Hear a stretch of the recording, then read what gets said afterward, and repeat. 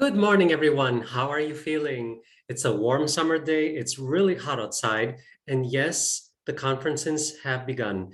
So this is a rehearsal for a speech that I'm going to give in Thessaloniki for the Palso Federation, and it has to do with critical thinking. Now, because it's a rehearsal, I thought about recording this and having it available for everyone who can't attend the presentation. So I'm going to upload this on the day of the actual presentation so you can see what we're going to be talking about. And since we're talking about education and, of course, a conference that has to do with ELT, we will be discussing the topic of critical thinking in English language teaching. So allow me to share my screen with you, and away we go. Okay. So now you're going to be able to see my presentation. Now, let me remind you that this is my first rehearsal. If it goes well, I'm going to upload it for those of you who can't attend. Now, as I just mentioned, this is about critical thinking in ELT. I am representing Express Publishing. Yes, for those of you who are not aware, I am now officially an author of Express Publishing and, of course, a teacher trainer on behalf of them. So let's get things rolling. Now, let's start off with some insight into the matter. I remember a few years ago, I had a class, a very beloved class, and they were at a C2 proficiency level. Now, I remember entering this class for the first time. I was new at this language school, and I wanted to see what they were capable of as regards their writing capacity. So I had this topic: does alcohol always create problems? Yes, it's a very touchy subject. And of course, alcohol is a problem. It's an issue. Okay, there's no denying that. However, I wanted to see how they would react and what they would use as ideas for their writing tasks. So I asked them this question, and everyone was, adamant about it. Like, it's a problem. I mean, there's so many things that you should consider, teacher. And I'm like, okay, tell me. So they did give me a few ideas. They were against the use of alcohol. So it does create problems according to their way of thinking. It jeopardizes other people's lives, drinking and driving, addiction, physical and psychological, health, because it's lethal, we know that, okay, because alcohol is really dangerous. And of course, it makes us act in a fashion that we would most likely regret and is not appropriate. Now, let's move on. After that, I asked them, okay, let's say that it doesn't create problems. Doesn't alcohol have any benefits? And that's where everyone froze.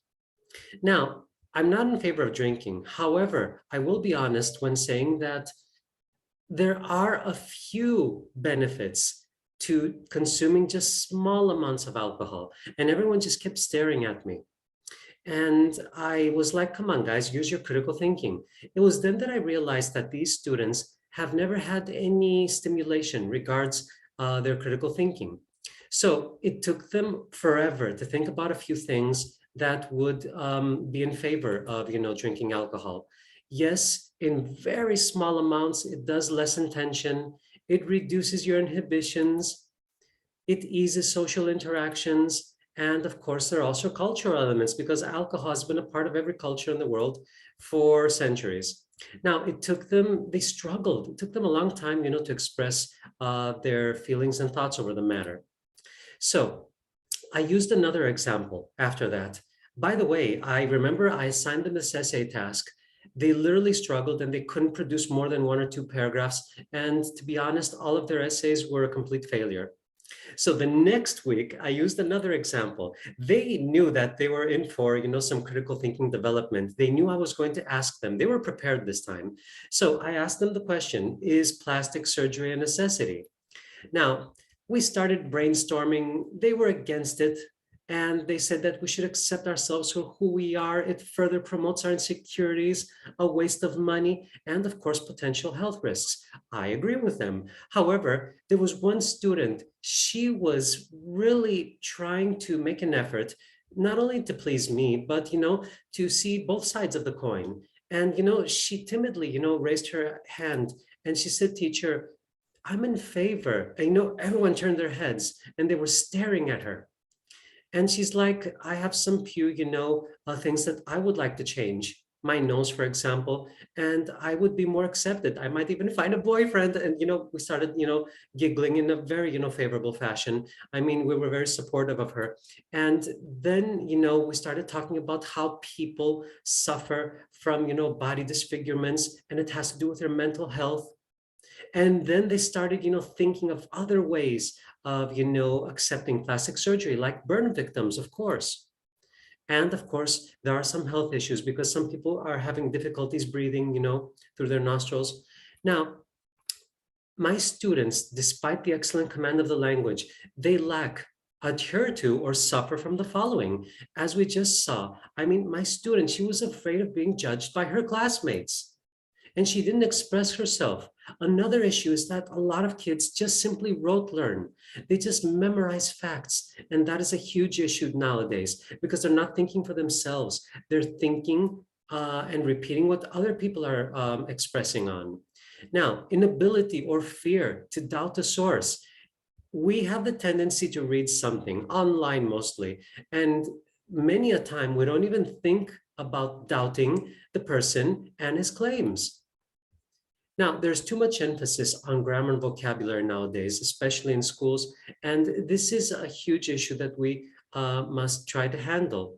Now, critical thinking in many schools around the world is not fostered. And this has become a huge issue when expressing our opinions and when they become citizens and members of our society. They cannot actually, focus on problem solving tasks and, helping establish a well-developed team in a company or in a workplace, contributing, to the benefits that they are fostering. Now, we're going to rectify the question that I asked. First of all, when we're asking something, we're trying to develop critical thought. Here's a question. When was the first light bulb invented and by whom?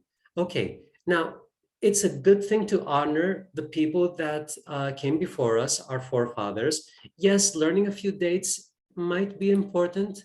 In this case, Thomas Edison, although this is debatable, okay, in 1879, he invented the first light bulb.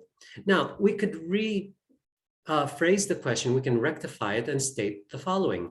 Why was the invention of the light bulb the greatest invention in history? Now, this is something that will make your students think. So, because to be honest, if we try to remember a date, is that ever going to help us?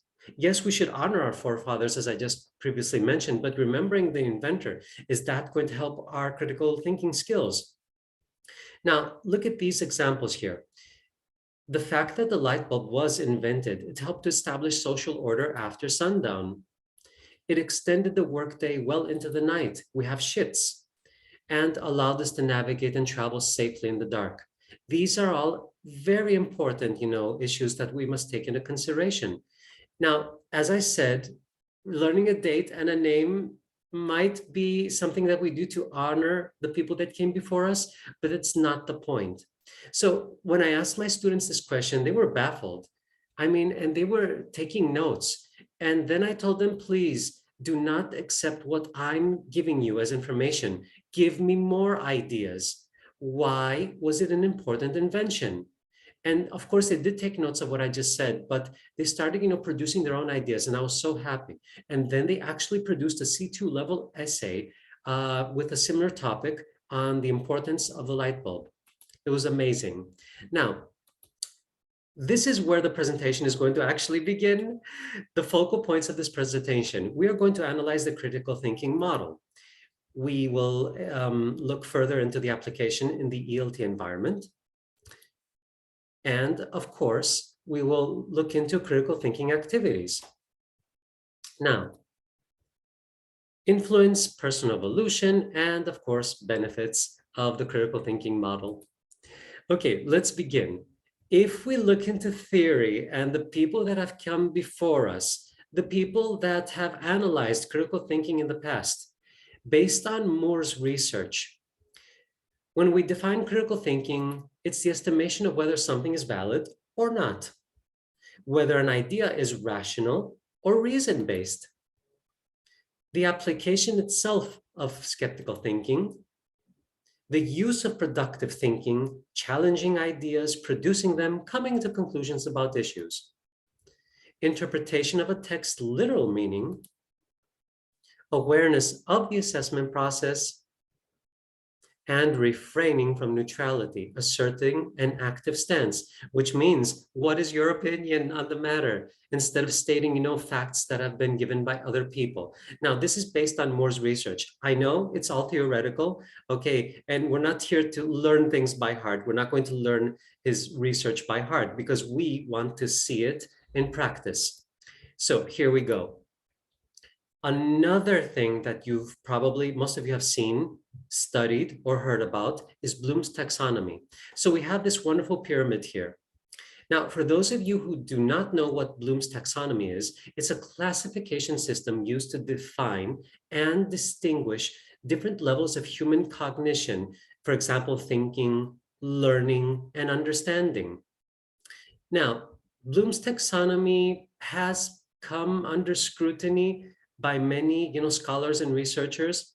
So to state it, as simple as possible, you start off at the lower levels. So we have, some skills like remembering, then you start, going upwards, understanding. We start with the low level skills, and then, we reach the top, which is creativity. Now, the thing is, and I've stated this before, I have some students who have difficulties remembering. And to be honest, I myself have issues, remembering, stating facts and everything else.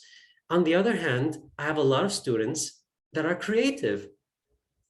And it would be a mistake to consider creativity, a higher level skill than remembering. So there are some people, myself included, who have some issues with Bloom's taxonomy. Now, the thing is that we're not rejecting it because Bloom's taxonomy actually has helped us develop our critical thinking skills. What we're going to do today is, without reprimanding it in any fashion, we're going to approach it from a different scope. How about taking Bloom's taxonomy and looking at these 6 critical skills? We're going to start off with knowledge. Then we're going to focus on comprehension, application, analysis, synthesis, and of course, evaluation. Now, we're going to look into this structure as a whole, and it's not going to be presented as a pyramid rather than 6 skills that are highly intertwined. Okay, they're interconnected and one helps the other.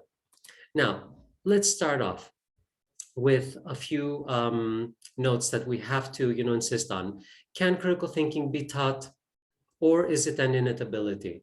What do you guys think? Now, not only can critical thinking be taught, it can be practiced and refined. Now, many might have a different opinion. I'm in favor of this and the fact that I've seen my students who have trouble and have been struggling to try to work on their critical thinking skills. They have actually developed them to a degree that they can clearly define and express their thoughts on an issue. Now, as with all skills, it must be fostered and enhanced. Subsequently, a student will adopt it as a learning approach in class.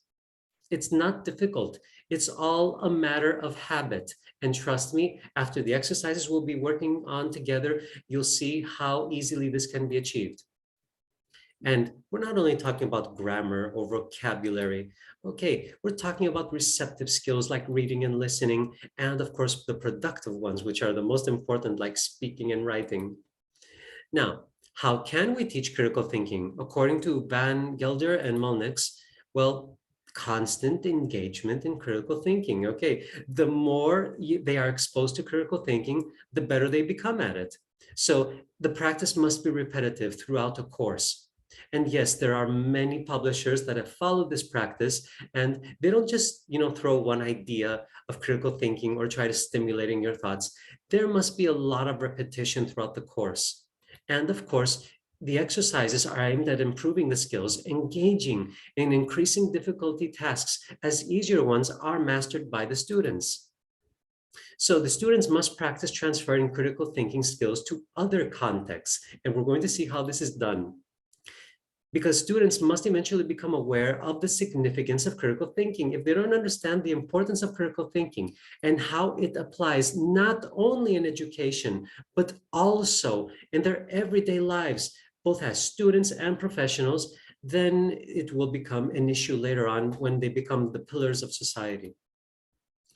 Okay, now let's look at the ELT critical thinking model once again. We're going to analyze each one of these skills. And in my opinion, it doesn't have to do with an easier or more difficult skill. As I mentioned earlier, they're all interconnected. All of them have equal value and importance.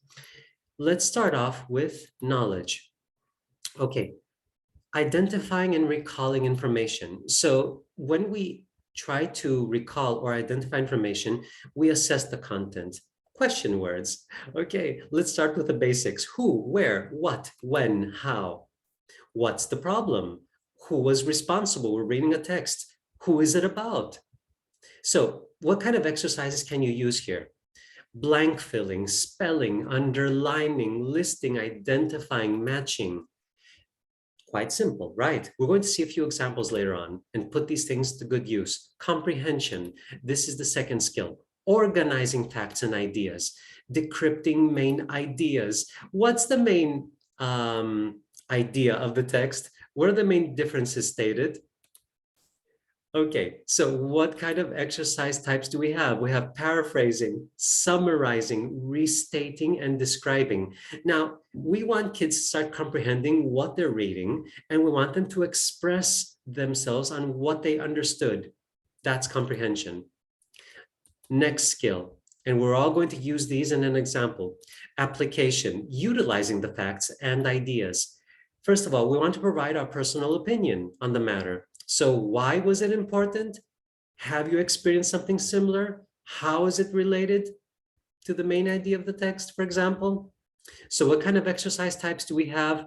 Offering examples, reaching a conclusion, illustrating facts, stating rules and or consequences of an issue. This is where things get really interesting in class because we start having this conversation with my kids and your kids, and it's really essential for having the students understand why the text they're reading is important and how it can be used in their everyday lives. Now, the next one, analysis. Well, categorize ideas, separating content into subcategories. Which ideas are in favor of? What evidence is used to support the writer's claim? What kind of exercise types do we have here? We have debate, contrasting, differentiating, comparisons, and that's analysis. Now, synthesis. This is my favorite. That's why I have a little star spinning around there. I love synthesis because this is where, students actually invest everything that they've put to good use and they start applying it in the critical thinking model. Combining ideas, formation of a new idea, an outcome. What solutions would you recommend? Which ideas can you add? What would be the best solution? What would happen if the author? Now, this is the part that I'm most invested in, because even though they were inspired by the text, this is their part to shine.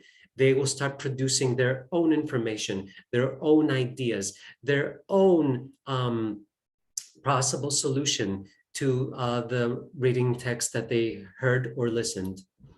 Now, what kind of exercise types do we have here? Suggesting, predicting, formulating, creating. There's so many things that kids can do here. Combining, rearranging, reconstructing. Now, the last one, of course, is the evaluation. It's the end of the road here. You're expressing your opinion after you've analyzed everything and offered solutions. You state opinion, pass judgment, you offer a proposal. Are you in favor of? Do you agree with the author's opinion? Justify your response, support your claims. Okay, now, what kind of exercise types can we use here? Well, you can conclude, choose, compare, condemn, defend, prioritize, rank, and evaluate. Okay, everything is coming to a close here. Now, one question before I continue with an exercise. Where does critical thinking apply in ELT? Okay, we've examined 6 skills. Well, it applies everywhere. It applies in reading, it applies in listening, speaking, writing. We have receptive skills, we have productive skills, and yes, even in grammar and vocabulary. I'm not in favor of, learning grammar and vocabulary by heart, because there's a difference between rote learning a grammar phenomenon and actually using it, but it does apply everywhere. Now, let's look at this example. We have a small reading text. It's from the FC sample paper of Cambridge. It's a larger one, but I've just included one paragraph. Now, to get the whole idea of the text, I advise that you find the sample online. I can add a link later on. And the thing is that we have one small paragraph, that we can use the whole critical thinking model in one paragraph. So I'm going to allow you a few seconds to read the text, and then we're going to analyze it together.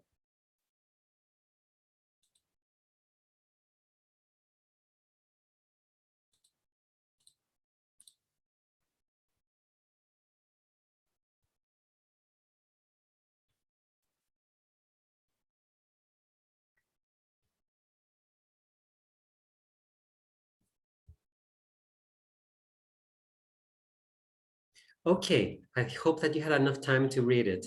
Now, this is about a young inventor. If we were to start using the critical thinking model, let's start with knowledge. Who? What? Question words. Who is it about? Tim Freeman. He has an idea. Comprehension. What is it about? To improve the efficiency of school buses. Okay, let's go to the next one. Application. How can this idea be utilized? Not only to save money, but also help the environment. Great. Okay, we're moving on. Analysis. We have a revolutionary idea. Synthesis. We start processing the information to a point that we will develop our critical thought and, of course, produce our own ideas. 5 years later, finally saw his dream come true. We start thinking, okay, he actually made it. He did it after 5 years. What is the outcome? Evaluation, energy efficient. See, in just one simple paragraph, we actually use 6 skills. Now, are you going to ask me, can our students actually, decipher this text as we did? Of course not. It's still difficult for them, because critical thinking is a process that needs to be fostered. It needs a lot of practice. Now, if we're talking about advanced level learners, yes, it might take them, sooner than one would expect. However, there are some people who might claim the opposite. A young learner who has been stimulated from a young age to use the critical thinking model will be way more productive than the learner at an advanced level. And this is something that you yourselves might have, actually realized if you're using critical thinking in your classes, or if your course books are actually utilizing this model. Now, if you're wondering, where can you find the proper ELT material to stimulate critical thinking in class? Of course, course books that have embedded the critical thinking element. Not all of them. There are many course books, though, that not only have accumulated and utilized the critical thinking model, but they have also put it to good use by gradually increasing the difficulty and stimulating students' minds throughout the whole procedure.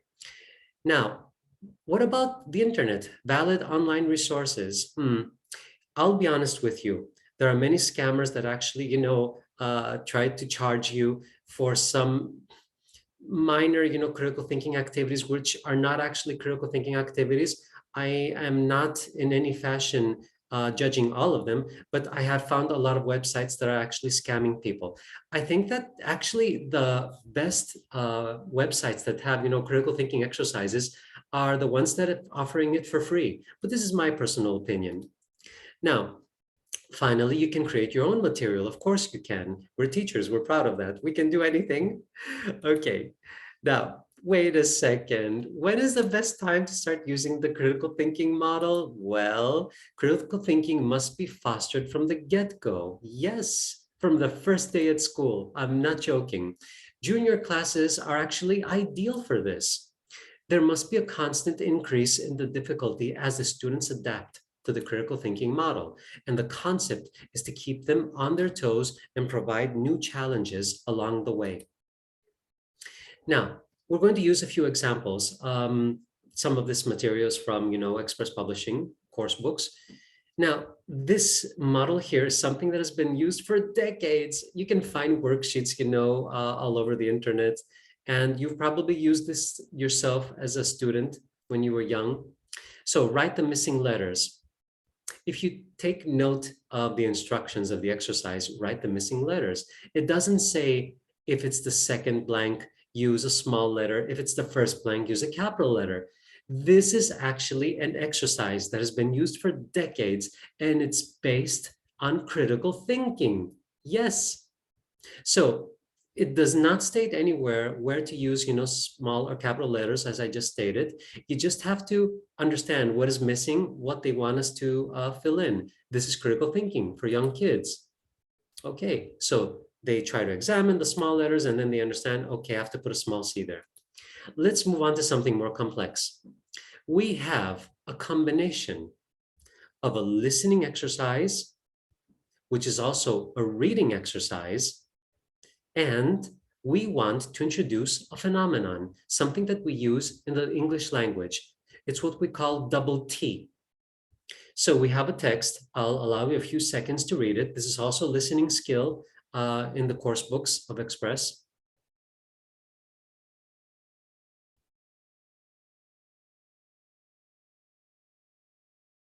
Okay, so we have the name Matthews, and the question is, how do you spell it? So you hear it, and of course, you can read it. You have two receptive skills, asking us to reproduce it.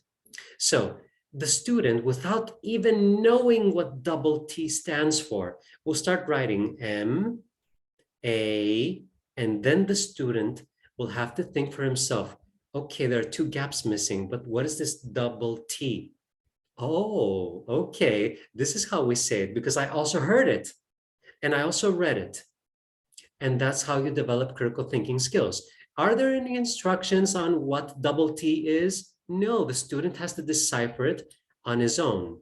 So there's focus on two receptive skills, listening and reading, and of course, utilization of visual stimulation. You see the name Matthews, you see the double T, then we ignite the critical thinking model and implementation via the productive skill. Brilliant. Finally, we work on our writing skills.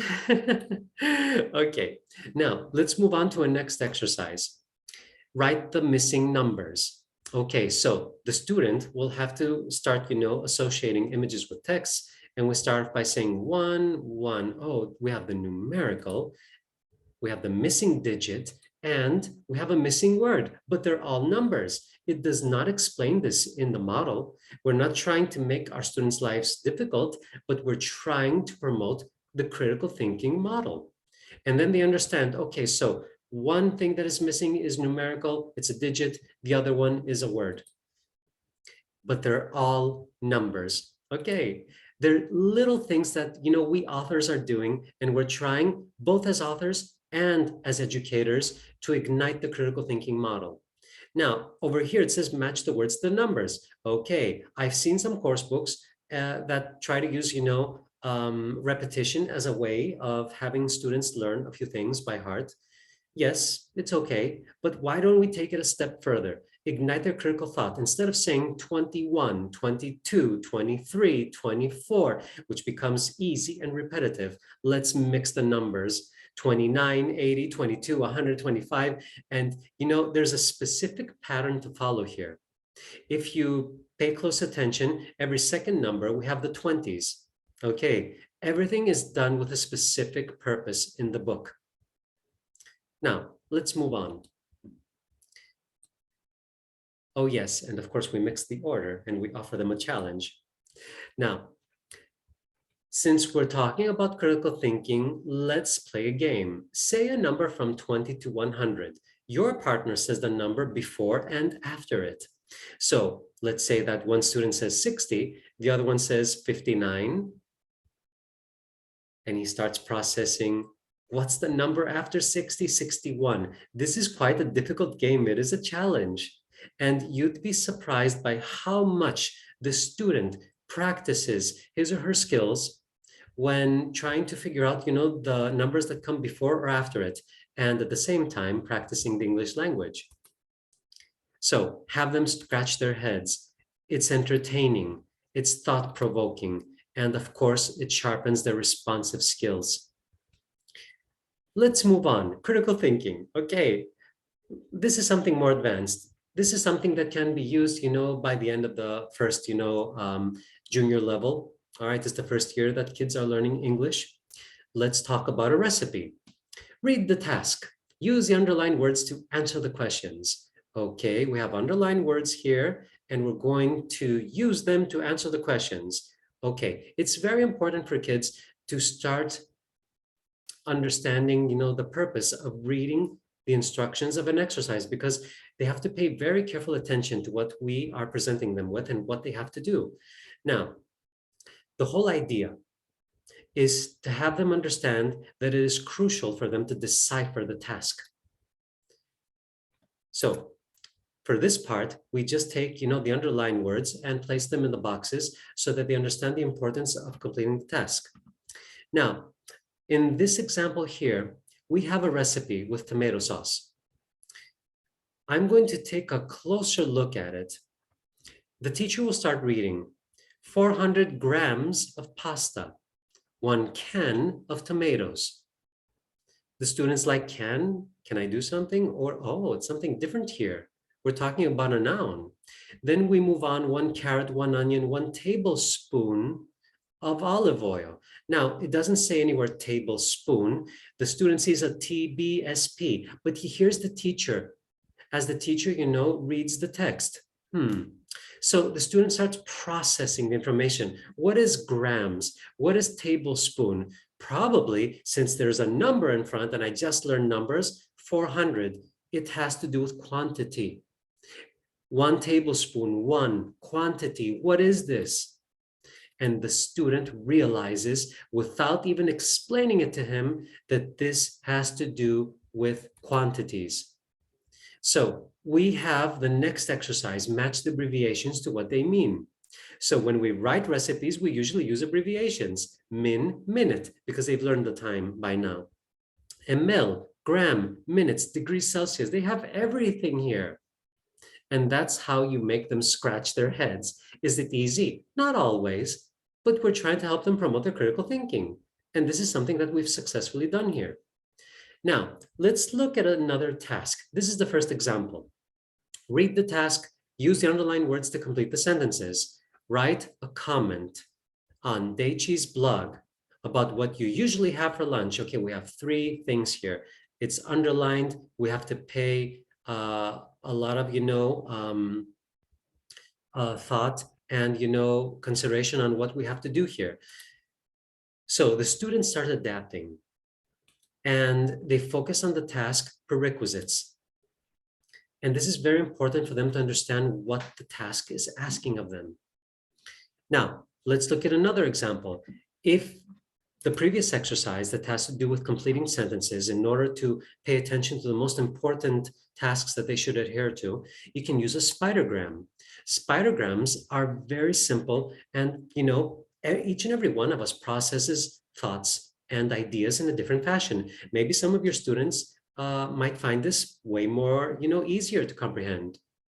So you want to write a recipe for an omelet. Copy the spidergram in your notebook and complete it. So this is crystal clear. In the middle, we have an omelet. Ingredients, method, how many it serves. So we have to do 3 things about the omelet. A spidergram helps them focus. And because we want to promote their critical thinking skills, we have actually succeeded in having them focus on ingredients, method, how many it serves. Okay, 3 tasks. I have to do those 3. See how easy it is?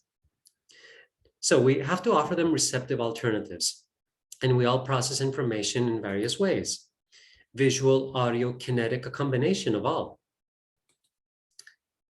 So the students acknowledge and set clear goals, and this is what we want to do, because critical thinking is not only about answering, problems, it's about acknowledging the tasks at hand.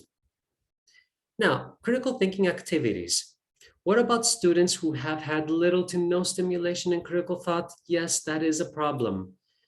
But let's try some simple approaches to help those classes, those students that have never focused or worked on critical thinking.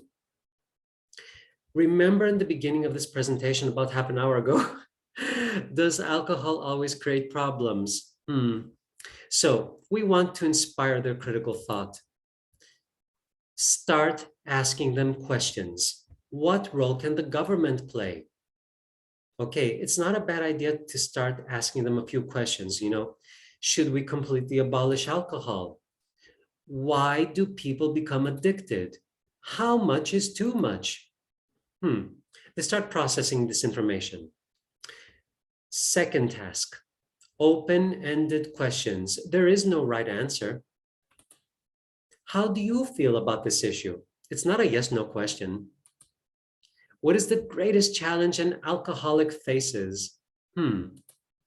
What would you do to help someone struggling? As I said before, this is not a yes/no question. All right, and we're trying to avoid these questions at all costs because we want them to think. We're not giving them the easy road out. And it's not that we're trying, to torture them in any fashion. We're trying to help them develop their minds. Now, third task, allowance of time to think.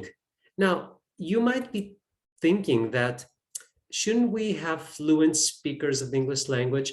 There's a difference between fluency and being spontaneous because not both of them can be used in every situation.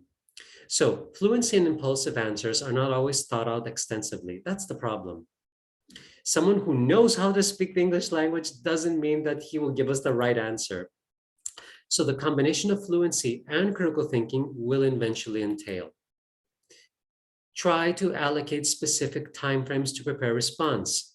So use a stopwatch or a timer. Tell them, guys, you have 10 seconds. Do not answer on the spot. Maybe next time I'll give you 5 seconds, then we'll make it 3. But please think about your answer before producing any ideas that might not be, the suitable ones. Teach them phrases. Give me a second. Let me think. It's okay. I am an oral examiner. I collaborate with 6 universities, and it's okay to ask the examiner, could you please give me a second to think? We will not reprimand the students. If you ask me the questions that we have on the speaking tests for the universities, I myself, as a teacher, as an educator, need some time to process the question and produce my own answer. It's natural. We're not robots. We're not computers. How about requesting further elaboration? So as a teacher, I'm not going to torture my student, but I will ask him to please elaborate more.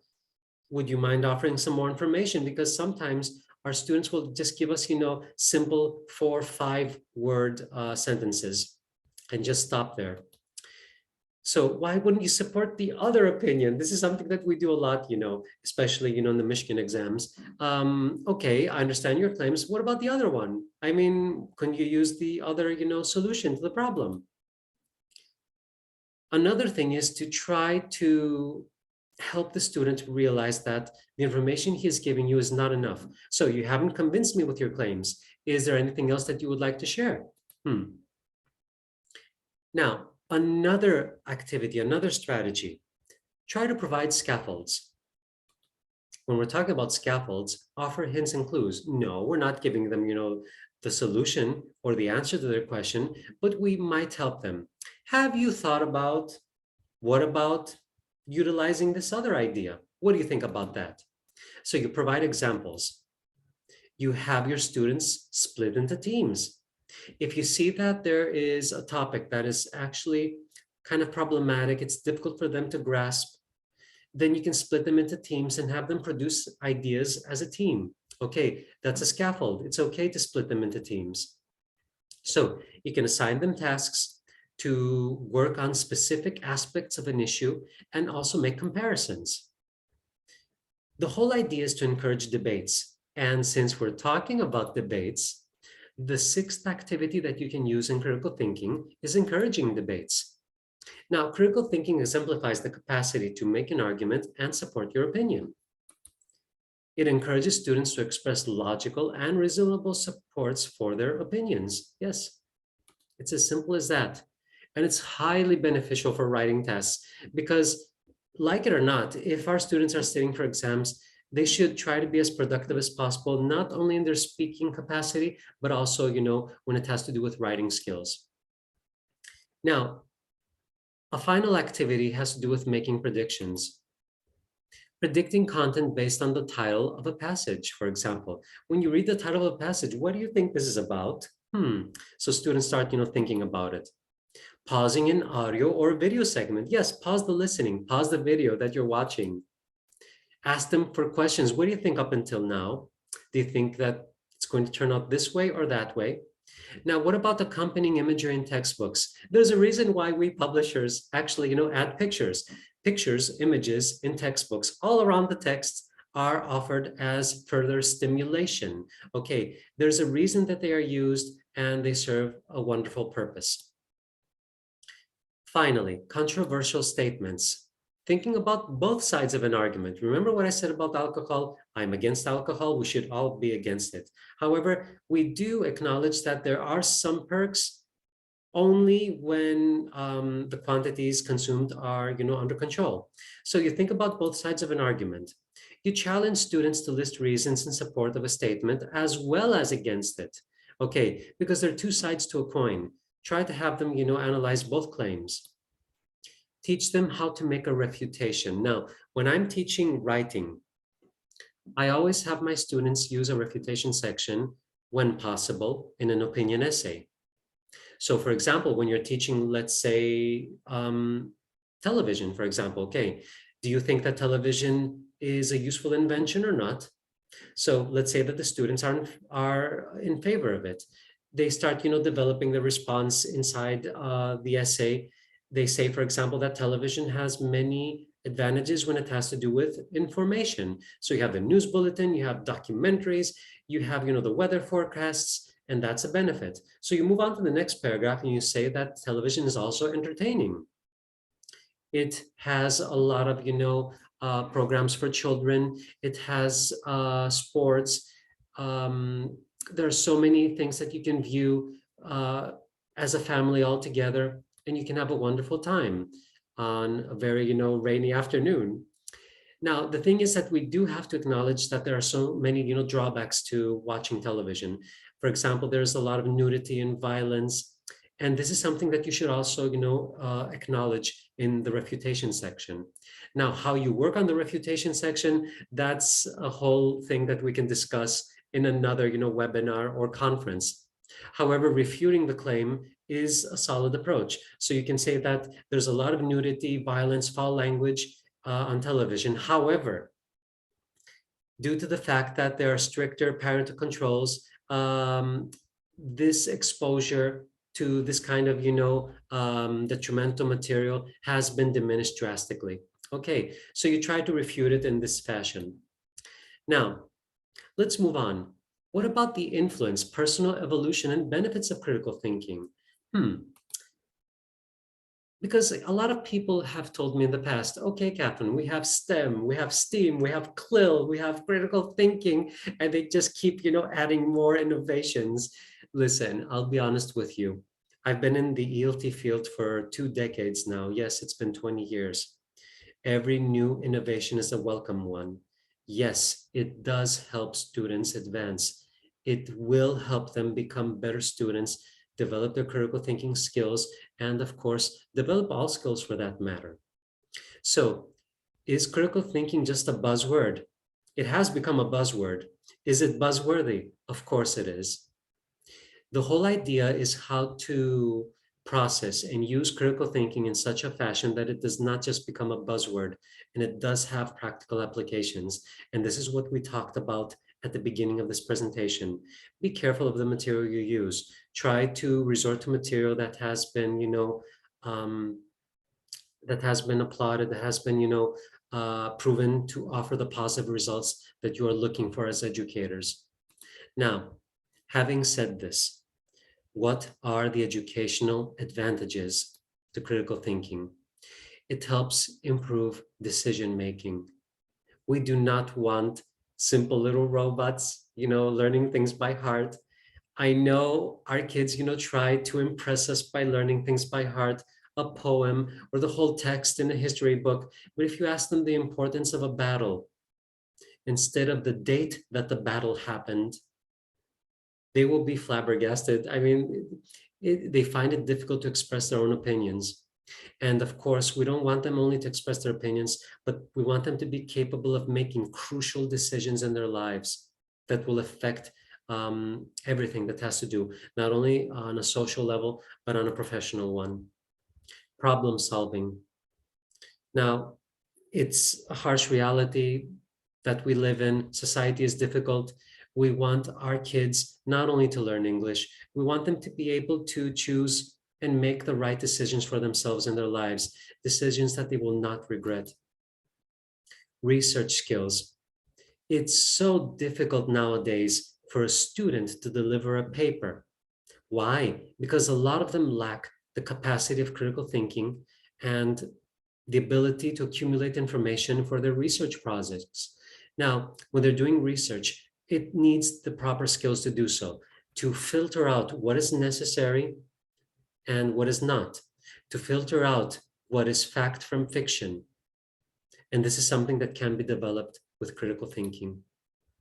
Now, creativity. This is something that bothers me a lot. I don't see a lot of creative kids lately. I'm not joking. Yes, I do get surprised from time to time, but I see a lot of repetition. So when I have my junior classes and they're coloring in class, when one kid, picks up the red marker to color a picture, everyone wants the red marker. When another kid dares to pick up a blue marker, everyone wants the blue marker, so they're copycats. Why doesn't each and every one of them choose a marker and, produce something unique? Okay, something more creative. So we have to inspire this, not only through the critical thinking model, but by stimulating their minds in doing so. Curiosity. I remember when I was young, I was so curious, I had to tamper with everything. And yes, I do see some kids nowadays that are curious in class, but it's up to us as teachers to offer them stimulation in class.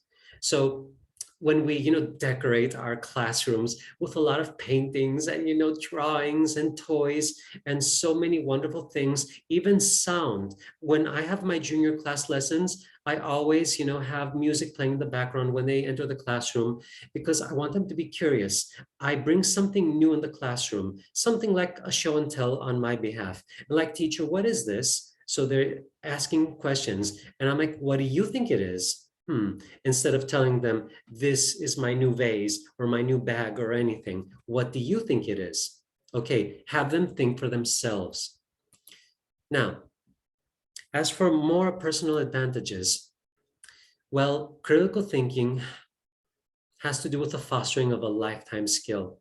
We should be critical thinkers for our whole lives. And this is what we want, because from the day we are born to the day we say goodbye, okay, our judgment, our decisions not only affect our own being, it affects the people around us.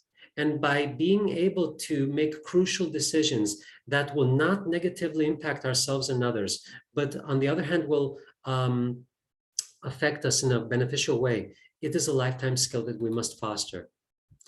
Of course, it's the key to career success. If you're not capable of making informed decisions, then you are not capable of becoming a successful career-oriented individual. And of course, there's a broad range of cognitive learnings. So by stimulating your critical thought, your mind, your brain will start processing ideas and thoughts at a way higher level than before.